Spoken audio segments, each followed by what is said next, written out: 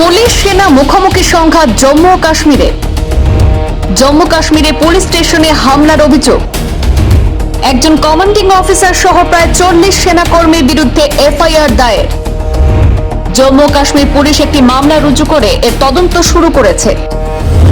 জম্মু ও কাশ্মীরের কিশতওয়াড় জেলায় চাঞ্চল্যকর ঘটনা। ভারতীয় সেনাবাহিনীর একজন কমান্ডিং অফিসার সহ প্রায় 40 জন সেনাকর্মীর বিরুদ্ধে এফআইআর দায়ের করল পুলিশ।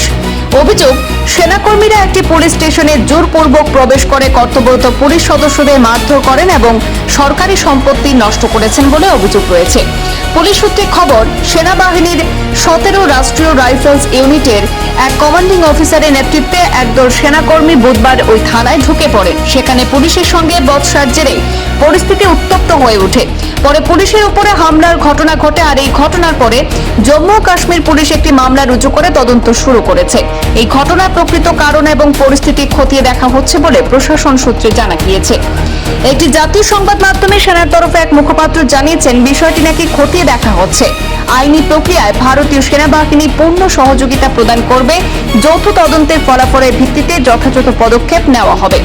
কিশতওয়াড়ের সহকারী আঞ্চলিক পরিবহন আধিকারিক সেনাবাহিনীর একটি গাড়ি আটক করার পরে সৈন্যরা থানায় চড়াও হয়। পুলিশের দায়ের করা এই এফআইআরে অভিযোগ করা হয়েছে যে হামলাটি ছিল পূর্ব পরিকল্পিত এবং এতে বেশ কয়েকজন পুলিশ সদস্য আহত হয়েছে। ব্যুরো রিপোর্ট, পূর্বাঞ্চল প্রতিদিন।